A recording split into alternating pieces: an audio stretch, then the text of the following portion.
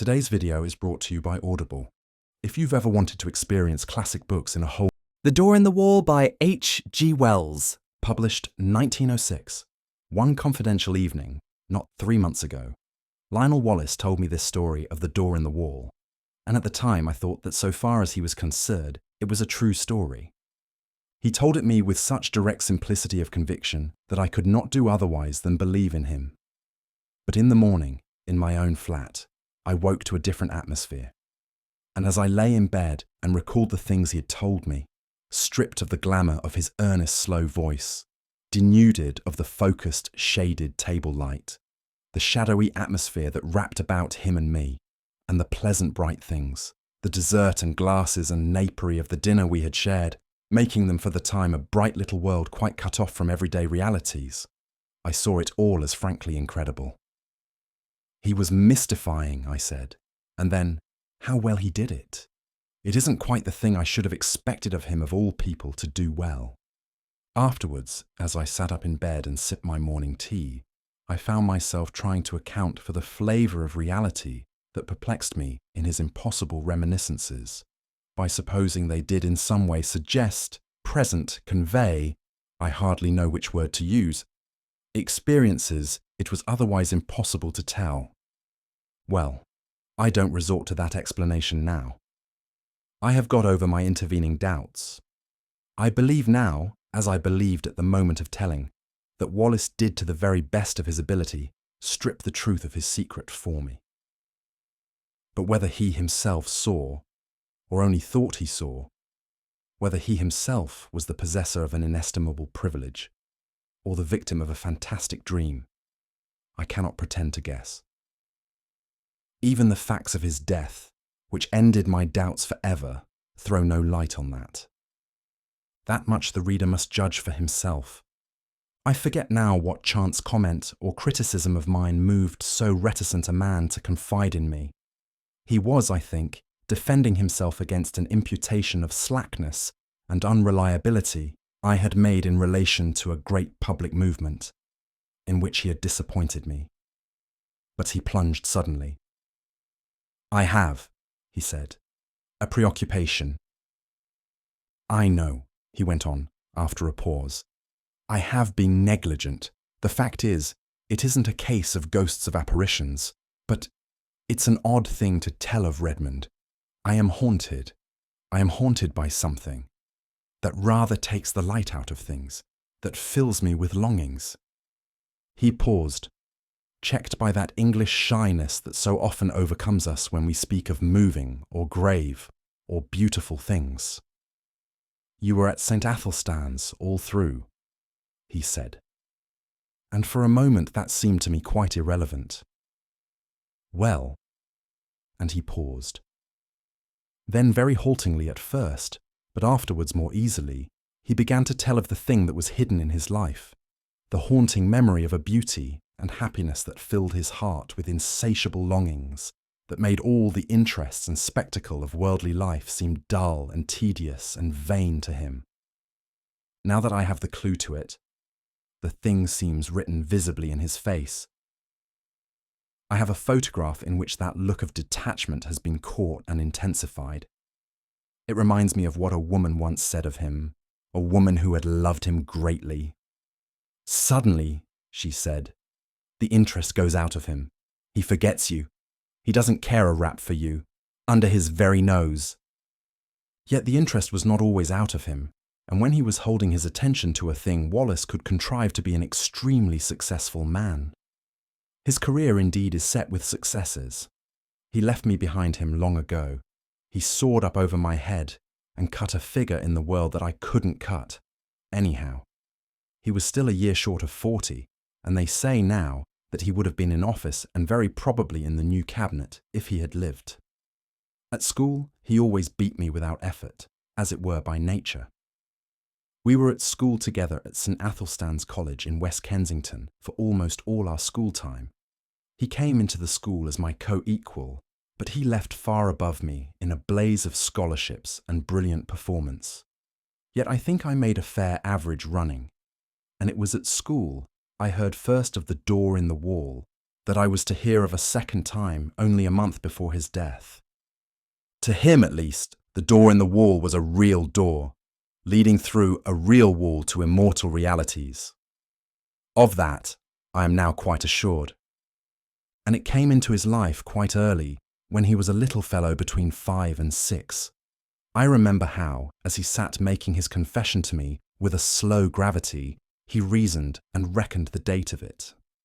There was, he said, a crimson Virginia creeper in it, all one bright uniform crimson, in a clear amber sunshine against a white wall. That came into the impression somehow, though I don't clearly remember how, and there were horse chestnut leaves upon the clean pavement outside the green door.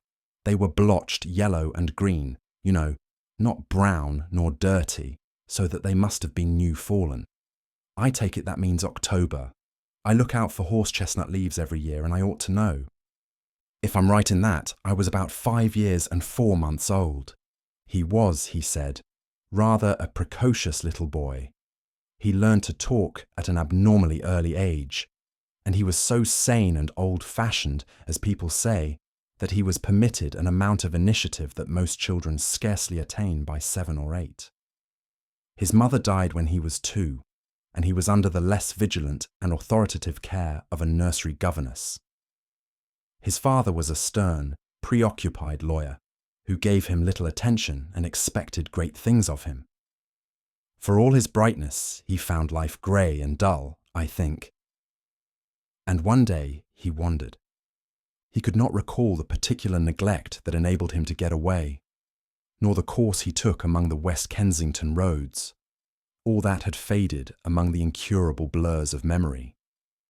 But the white wall and the green door stood out quite distinctly. As his memory of that childish experience ran, he did at the very first sight of that door experience a peculiar emotion and attraction, a desire to get to the door and open it and walk in.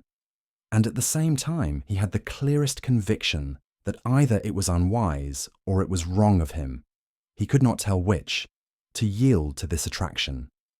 He insisted upon it as a curious thing that he knew from the very beginning, unless memory has played him the queerest trick, that the door was unfastened, and that he could go in as he chose.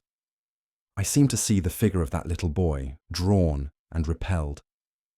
And it was very clear in his mind too, though why it should be so was never explained, that his father would be very angry if he went in through that door.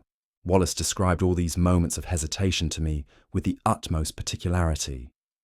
He went right past the door, and then, with his hands in his pockets and making an infantile attempt to whistle, strolled right along beyond the end of the wall. There he recalls a number of mean, dirty shops, and particularly that of a plumber and decorator with a dusty disorder of earthenware pipes, sheet lead, ball taps, pattern books of wallpaper, and tins of enamel. He stood pretending to examine these things, and coveting, passionately desiring the green door. Then, he said, he had a gust of emotion. He made a run for it, lest hesitation should grip him again. He went plumb with outstretched hand through the green door, and let it slam behind him. And so, in a trice, he came into the garden that has haunted all his life. It was very difficult for Wallace to give me his full sense of that garden into which he came. There was something in the very air of it that exhilarated, that gave one a sense of lightness and good happening and well-being. There was something in the sight of it that made all its colour clean and perfect and subtly luminous.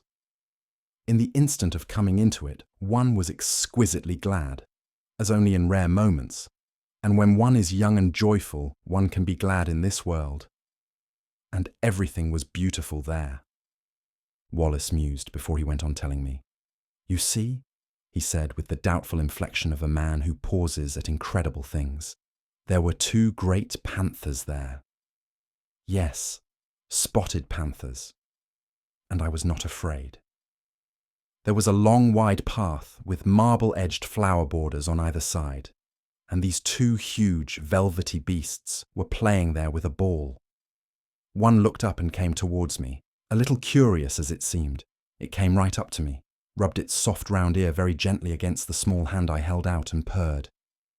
It was, I tell you, an enchanted garden. I know. And the size.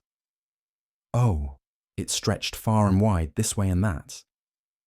I believe there were hills far away. Heaven knows where West Kensington had suddenly got to. And somehow it was just like coming home. You know, in the very moment the door swung to behind me, I forgot the road with its fallen chestnut leaves, its cabs and tradesmen's carts. I forgot the sort of gravitational pull back to the discipline and obedience of home. I forgot all hesitations and fear, forgot discretion, forgot all the intimate realities of this life. I became in a moment a very glad and wonder-happy little boy, in another world.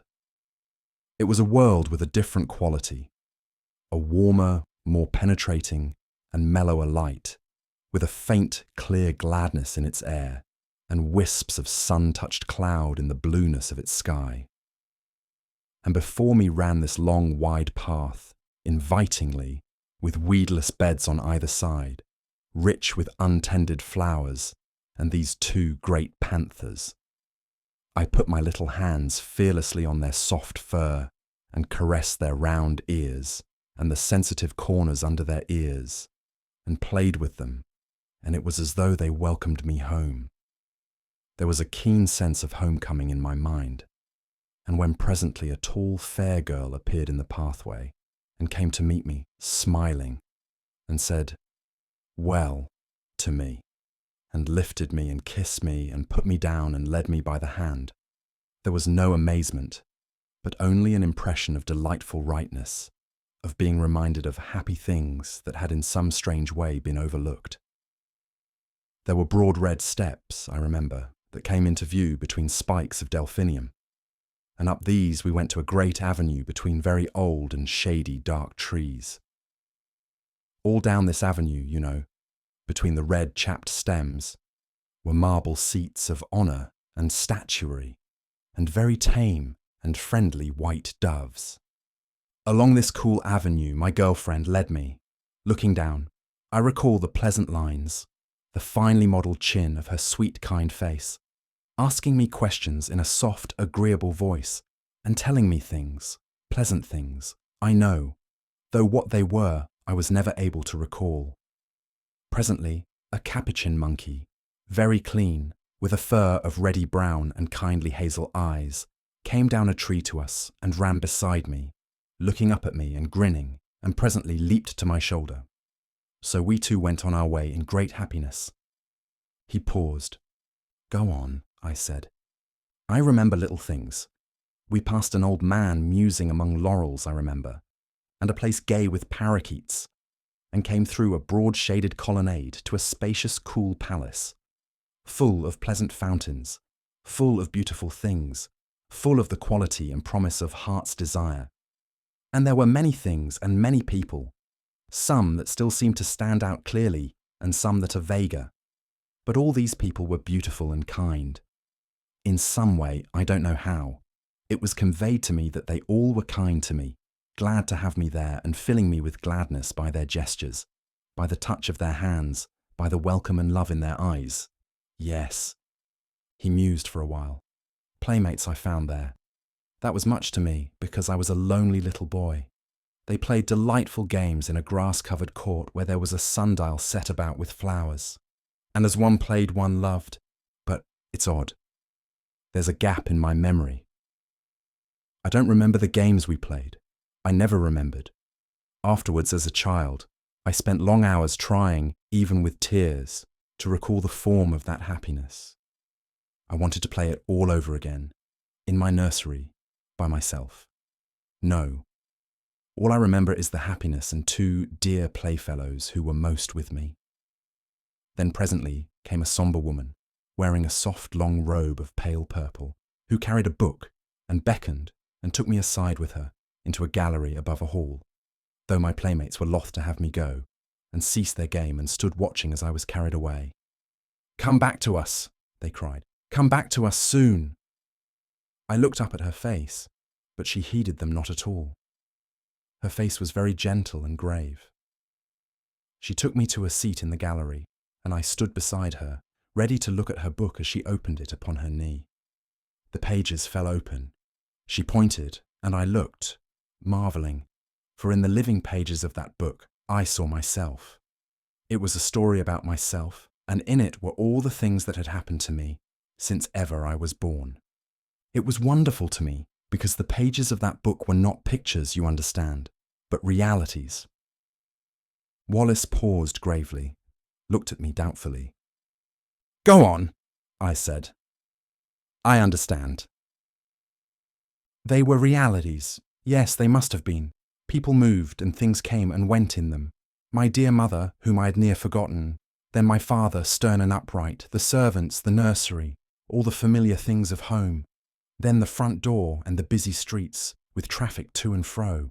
I looked and marvelled, and looked half doubtfully again into the woman's face, and turned the pages over, skipping this and that, to see more of this book and more, and so at last I came to myself hovering and hesitating outside the green door in the long white wall, and felt again the conflict and the fear.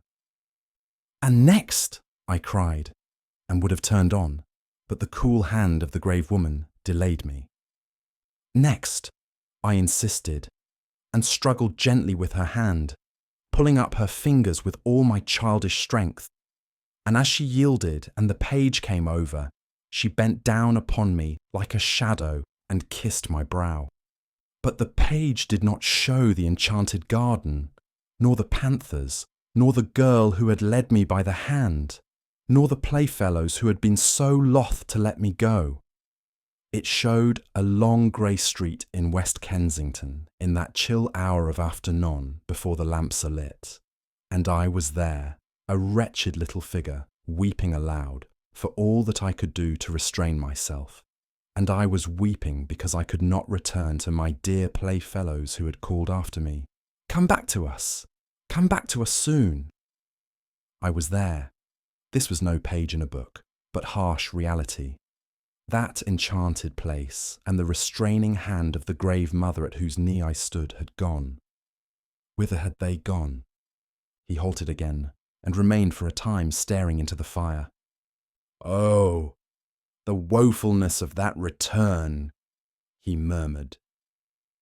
"Well," I said, after a minute or so, poor little wretch I was, brought back to this grey world again. As I realised the fullness of what had happened to me, I gave way to quite ungovernable grief, and the shame and humiliation of that public weeping and my disgraceful homecoming remain with me still. I see again the benevolent-looking old gentleman in gold spectacles, who stopped and spoke to me, prodding me first with his umbrella.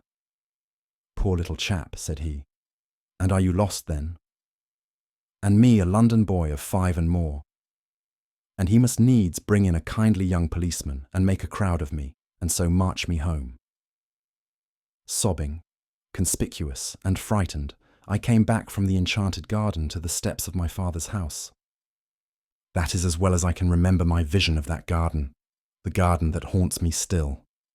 Of course, I can convey nothing of that indescribable quality of translucent unreality, that difference from the common things of experience that hung about it all. But that is what happened. If it was a dream, I'm sure it was a daytime and altogether extraordinary dream. Naturally, there followed a terrible questioning.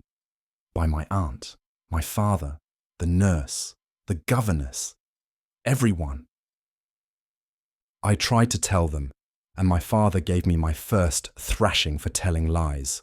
When afterwards I tried to tell my aunt, she punished me again for my wicked persistence. Then, as I said, everyone was forbidden to listen to me, to hear a word about it. Even my fairy tale books were taken away from me for a time, because I was too imaginative. Yes, they did that. My father belonged to the old school. And my story was driven back upon myself. I whispered it to my pillow that was often damp and salt to my whispering lips with childish tears. And I added always to my official and less fervent prayers this one heartfelt request. Please God, I may dream of the garden. Oh, take me back to my garden. take me back to my garden. I dreamt often of the garden. I may have added to it. I may have changed it. I do not know. All this, you understand, is an attempt to reconstruct from fragmentary memories a very early experience. Between that and the other consecutive memories of my boyhood, there is a gulf.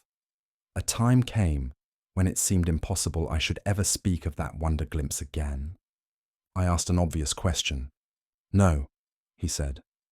I don't remember that I ever attempted to find my way back to the garden in those early years. This seems odd to me now, but I think that very probably a closer watch was kept on my movements after this misadventure to prevent my going astray. No, it wasn't till you knew me that I tried for the garden again. And I believe there was a period, incredible as it seems now, when I forgot the garden altogether. When I was about 8 or 9, it may have been. Do you remember me as a kid at St. Athelstan's? Rather. I didn't show any signs, did I, in those days of having a secret dream? Second, he looked up with a sudden smile. Did you ever play Northwest Passage with me? No, of course you didn't come my way. It was the sort of game, he went on, that every imaginative child plays all day. The idea was the discovery of a Northwest Passage to school. The way to school was plain enough. The game consisted in finding some way that wasn't plain, starting off 10 minutes early in some almost hopeless direction, and working one's way round through unaccustomed streets to my goal. And one day, I got entangled among some rather low-class streets on the other side of Campden Hill, and I began to think that for once the game would be against me and that I should get to school late. I tried rather desperately a street that seemed a cul-de-sac and found a passage at the end. I hurried through that with renewed hope. I shall do it yet, I said, and passed a row of frowsy little shops that were inexplicably familiar to me. And behold, there was my long white wall and the green door that led to the enchanted garden. The thing whacked upon me suddenly. Then after all, that garden, that wonderful garden, wasn't a dream. He paused. I suppose my second experience with the green door marks the world of difference there is between the busy life of a schoolboy and the infinite leisure of a child. Anyhow, this second time, I didn't for a moment think of going in straight away. You see? For one thing, my mind was full of the idea of getting to school in time, set on not breaking my record for punctuality. I must surely have felt some little desire at least to try the door. Yes, I must have felt that. But I seem to remember the attraction of the door mainly as another obstacle to my overmastering determination to get to school. I was immediately interested by this discovery I had made, of course. I went on with my mind full of it. But I went on. It didn't check me. I ran past tugging out my watch, found I had 10 minutes still to spare, and then I was going downhill into familiar surroundings. I got to school, breathless, it is true, and wet with perspiration, but in time. I can remember hanging up my coat and hat. Went right by it and left it behind me. Odd, eh? He looked at me thoughtfully. Of course, I didn't know then that it wouldn't always be there. Schoolboys have limited imaginations. I suppose I thought it was an awfully jolly thing to have it there, to know my way back to it. But there was the school tugging at me. I expect I was a good deal distraught and inattentive that morning, recalling what I could of the beautiful strange people I should presently see again. Oddly enough, I had no doubt in my mind that they would be glad to see me. Yes, I must have thought of the garden that morning, just as a jolly sort of place to which one might resort in the interludes of a strenuous scholastic career. I didn't go that day at all. The next day was a half-holiday, and that may have weighed with me. Perhaps, too, my state of inattention brought down impositions upon me and docked the margin of time necessary for the detour. I don't know. What I do know is that in the meantime, the enchanted garden was so much upon my mind that I could not keep it to myself. I told, what was his name, a ferrety-looking youngster we used to call Squiff. Young Hopkins, said I. Hopkins it was. I did not like telling him. I had a feeling that in some way it was against the rules to tell him, but I did. He was walking part of the way home with me. He was talkative, and if we had not talked about the enchanted garden, we should have talked of something else, and it was intolerable to me to think about any other subject. So I blabbed. Well, he told my secret. The next day in the play interval, I found myself surrounded by half a dozen bigger boys, half teasing and wholly curious to hear more of the enchanted garden. There was that big Fawcett, you remember him, and Carnaby and Morley Reynolds. You weren't there by any chance? No, I think I should have remembered if you were. A boy is a creature of odd feelings. I really believe, in spite of my secret self-disgust, a little flattered to have the attention of these big fellows. I remember particularly a moment of pleasure caused by the praise of Crawshaw. You remember Crawshaw Major, the son of Crawshaw the composer, who said it was the best lie he had ever heard. But at the same time there was a really painful undertow of shame at telling what I felt was indeed a sacred secret. That beast Fawcett made a joke about the girl in green. Wallace's voice sank with the keen memory of that shame. I pretended not to hear, he said. Well, then Carnaby suddenly called me a young liar and disputed with me when I said the thing was true. I said I knew where to find the green door, could lead them all there in 10 minutes. Carnaby became outrageously virtuous and said I'd have to, and bear out my words or suffer. Did you ever have Carnaby twist your arm? Then perhaps you'll understand how it went with me. I swore my story was true. There was nobody in the school then to save a chap from Carnaby, though Crawshaw put in a word or so. Carnaby had got his game. I grew excited and red-eared, and a little frightened. I behaved altogether like a silly little chap. And the outcome of it all was that instead of starting alone for my enchanted garden, I led the way presently, cheeks flushed, ears hot, eyes smarting, and my soul one burning misery and shame for a party of 6 mocking, curious and threatening schoolfellows. We never found the white wall and the green door. You mean? I mean I couldn't find it. I would have found it if I could. And afterwards, when I could go alone, I couldn't find it. I never found it. I seem now to have been always looking for it through my schoolboy days, but I've never come upon it again. Did the fellows make it disagreeable? Beastly? Carnaby held a council over me for wanton lying. I remember how I sneaked home and upstairs to hide the marks of my blubbering. But when I cried myself to sleep at last, it wasn't for Carnaby, but for the garden, for the beautiful afternoon I had hoped for the sweet, friendly women, and the waiting playfellows, and the game I had hoped to learn again, that beautiful, forgotten game. I believed firmly that if I had not told, I had bad times after that, crying at night and wool-gathering by day. For 2 terms I slackened and had bad reports. Do you remember? Of course you would. It was you. Your beating me in mathematics that brought me back to the grind again. 3rd. For a time my friend stared silently into the red heart of the fire. Then he said, I never saw it again until I was 17. It leapt upon me for the 3rd time, as I was driving to Paddington on my way to Oxford and a scholarship. I had just one momentary glimpse. I was leaning over the apron of my hansom smoking a cigarette, and no doubt thinking myself no end of a man of the world. And suddenly there was the door, the wall, the dear sense of unforgettable and still attainable things. We clattered by, I too taken by surprise to stop my cab, until we were well past and round a corner. Then I had a queer moment, a double and divergent movement of my will. I tapped the little door in the roof of the cab and brought my arm down to pull out my watch. Yes, sir, said the cabman smartly. Well, it's nothing, I cried, My mistake. We haven't much time. Go on. And he went on. I got my scholarship, and the night after I was told of that, I sat over my fire in my little upper room, my study, in my father's house, with his praise, his rare praise, and his sound counsels ringing in my ears, and I smoked my favourite pipe, the formidable bulldog of adolescence, and thought of that door in the long white wall.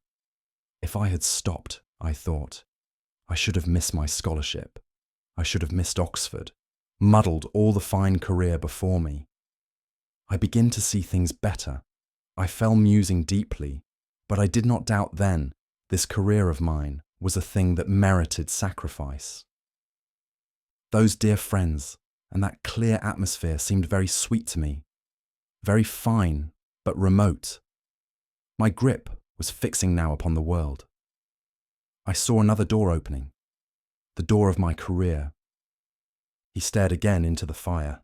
Its red lights picked out a stubborn strength in his face for just one flickering moment, and then it vanished again. Well, he said and sighed, I have served that career. I have done much work, much hard work, but I have dreamt of the enchanted garden 1,000 dreams, and seen its door, or at least glimpsed its door, 4 times since then. Yes, 4 times. For a while this world was so bright and interesting, seemed so full of meaning and opportunity, that the half-effaced charm of the garden was by comparison gentle and remote. Who wants to pat panthers on the way to dinner with pretty women and distinguished men? I came down to London from Oxford, a man of bold promise that I have done something to redeem. Something. And yet there have been disappointments. Twice I have been in love. I will not dwell on that. But once, as I went to someone who, I know, doubted whether I dared to come, I took a shortcut at a venture through an unfrequented road near Earl's Court, and so happened on a white wall and a familiar green door. Odd, said I to myself, but I thought this place was on Campden Hill. It's the place I never could find somehow, like counting Stonehenge, the place of that queer day dream of mine, and I went by it intent upon my purpose. It had no appeal to me that afternoon. I had just a moment's impulse to try the door. 3 steps aside were needed at the most, though I was sure enough in my heart that it would open to me, and then I thought that doing so might delay me on the way to that appointment in which I thought my honour was involved. Afterwards, I was sorry for my punctuality. I might at least have peeped in, I thought, and waved a hand to those panthers, but I knew enough by this time not to seek again belatedly that which is not found by seeking. Yes, that time made me very sorry. Years of hard work after that, and never a sight of the door. It's only recently it has come back to me. With it there has come a sense as though some thin tarnish had spread itself over my world. I began to think of it as a sorrowful and bitter thing that I should never see that door again. Perhaps I was suffering a little from overwork. Perhaps it was what I've heard spoken of as the feeling of 40. I don't know. But certainly the keen brightness that makes effort easy has gone out of things recently. And that just at a time with all these new political developments, when I ought to be working. Odd, isn't it? But I do begin to find life toilsome, its rewards, as I come near them, cheap. I began a little while ago to want the garden quite badly. Yes, and I've seen it 3 times. The garden? No, the door! And I haven't gone in! He leaned over the table to me with an enormous sorrow in his voice as he spoke. Thrice I have had my chance. Thrice. If ever that door offers itself to me again, I swore, I will go in out of this dust and heat, out of this dry glitter of vanity, out of these toilsome futilities. I will go and never return. This time I will stay. I swore it, and when the time came, I didn't go. 3 times in 1 year have I passed that door and failed to enter. 3 times in the last year. The The first time was on the night of the snatch division on the Tenants' Redemption Bill, on which the government was saved by a majority of 3. You remember? No one on our side, perhaps very few on the opposite side, expected the end that night. Then the debate collapsed like eggshells. I and Hotchkiss were dining with his cousin at Brentford. We were both unpaired, and we were called up by telephone and set off at once in his cousin's motor. We got in barely in time, and on the way we passed my wall and door, livid in the moonlight, blotched with hot yellow as the glare of our lamps lit it, but unmistakable. "My God!" cried I. "What?" said Hotchkiss. "Nothing," I answered, and the moment passed. "I've made a great sacrifice," I told the whip as I got in. "They all have," he said, and hurried by. I do not see how I could have done otherwise then. And the next occasion was as I rushed to my father's bedside to bid that stern old man farewell. Then, too, the claims of life were imperative. But the third time was different. It happened a week ago. It fills me with hot remorse to recall it. I was with Gurkha and Ralph's. It's no secret now you know that I've had my talk with Gurkha. We had been dining at Frobisher's, and the talk had become intimate between us. The question of my place in the reconstructed ministry lay always just over the boundary of the discussion. Yes, that's all settled. It needn't be talked about yet, but there's no reason to keep a secret from you. Yes, thanks. But let me tell you my story. Then, on that night, things were very much in the air. My position was a very delicate one. I was keenly anxious to get some definite word from Gurkha, but was hampered by Ralph's presence. I was using the best power of my brain to keep that light and careless talk, not too obviously directed to the point that concerns me. I had to. Ralph's behaviour since has more than justified my caution. Ralph's, I knew, would leave us beyond the Kensington High Street, and then I could surprise Gurkha by a sudden frankness. One has sometimes to resort to these little devices. And then it was that in the margin of my field of vision, I became aware once more of the white wall, the green door before us down the road. We passed it talking. I passed it. I can still see the shadow of Gurkha's marked profile, his opera hat tilted forward over his prominent nose, the many folds of his neck wrap going before my shadow and Ralph's as we sauntered past. I passed within 20 inches of the door. If I say good night to them and go in, I asked myself, what will happen? And I was all a tingle for that word with Gurkha. I could not answer that question in the tangle of my other problems. They will think me mad, I thought. And suppose I vanish now? Amazing disappearance of a prominent politician. That weighed with me. 1,000 inconceivably petty worldlinesses weighed with me in that crisis. Then he turned on me with a sorrowful smile, and speaking slowly, "Here I am," he said. "Here I am," he repeated, "and my chance has gone from me. 3 times in 1 year the door has been offered me, the door that goes into peace, into delight, into a beauty beyond dreaming, a kindness no man on earth can know. And I have rejected it, Redmond, and it has gone. How do you know? I know. I am left now to work it out, to stick to the tasks that held me so strongly when my moments came. You say, I have success. This vulgar, tawdry, irksome, envied thing. I have it." He had a walnut in his big hand. "If that was my success," he said, and crushed it, and held it out for me to see. "Let me tell you something, Redmond. This loss is destroying me. For 2 months, for 10 weeks nearly now, I have done no work at all, except the most necessary and urgent duties. My soul is full of inappeasable regrets. At nights, when it is less likely I shall be recognized, I go out. I wonder. Yes, I wonder what people would think of that if they knew. A cabinet minister, the responsible head of that most vital of all departments, wandering alone, grieving, sometimes near audibly lamenting, for a door, for a garden. Fourth, I can see now his rather pallid face and the unfamiliar sombre fire that had come into his eyes. I see him very vividly tonight. I sit recalling his words, his tones, and last evening's Westminster Gazette still lies on my sofa, containing the notice of his death. At lunch today, the club was busy with him and the strange riddle of his fate. They found his body very early yesterday morning in a deep excavation near East Kensington Station. It is one of 2 shafts that have been made in connection with an extension of the railway southward. It is protected from the intrusion of the public by a hoarding upon the high road, in which a small doorway has been cut for the convenience of some of the workmen who live in that direction. The doorway was left unfastened through a misunderstanding between 2 gangers, and through it he made his way. My mind is darkened with questions and riddles. It would seem he walked all the way from the house that night. He has frequently walked home during the past session, and so it is.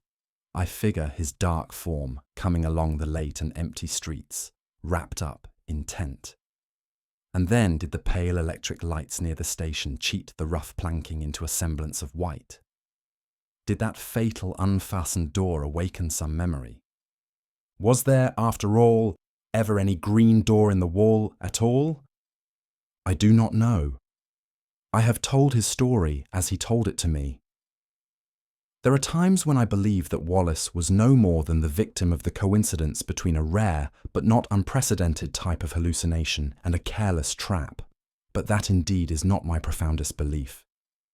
You may think me superstitious if you will, and foolish, but indeed I am more than half convinced that he had in truth an abnormal gift, and a sense, something, I know not what, that in the guise of wall and door offered him an outlet, a secret, and peculiar passage of escape into another and altogether more beautiful world.